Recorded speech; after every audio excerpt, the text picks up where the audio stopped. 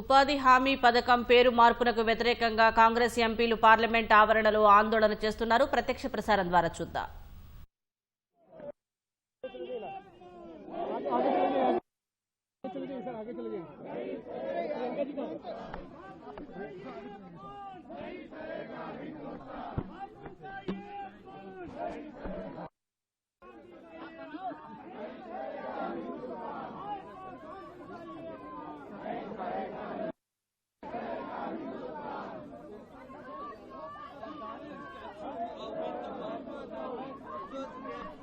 The entire opposition and other left parties, DMK also holding Mahatma Gandhi's posters in their hands, and it is the entire opposition which is stating that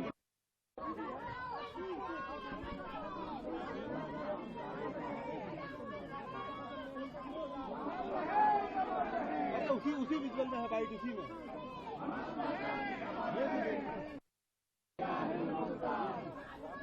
तो पीछे चला गया संदीप बिल्कुल ही। Thank you. ऐसे photo नहीं खींची।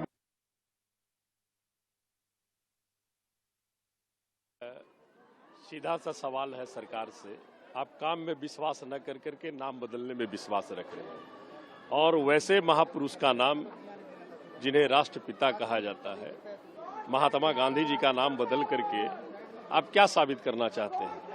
आप राम राज की बात करते हैं। महात्मा गांधी जी ने अपने लास्ट सांसों में उन्होंने भी हे राम का ही नाम लिया था। और मैं तो ये जरूर कहूँगा कि जिस तरह से पहले मनरेगा का जो कार्यक्रम चलता था और 90% की हिस्सेदारी केंद्र सरकार से राज्यों को मिलता था, आप उसको हटा करके अब 60% पर ले आए हैं, और उसके बाद आप नाम परिवर्तन करने का काम कर रहे हैं। आप काम पर ध्यान देना, नाम परिवर्तन से काम नहीं होती है। जो हमारे जो मजदूर किसान हैं उनकी आप मजदूरी की बढ़ोतरी की बात करते, इसमें कहीं पर कोई प्रावधान नहीं किया है। आप 125 दिन की गारंटी 25 दिन का बढ़ा करके आप ये साबित करना चाहते हैं, और उन्हें कोई गारंटी नहीं देना चाहते हैं कि हम जो मिनिमम जो मजदूरी है उस मजदूरी को बढ़ा करके हम इतनी मजदूरी करेंगे, और आप नाम परिवर्तन करते हैं। इसलिए बापू का अपमान नहीं सहेगा हिंदुस्तान।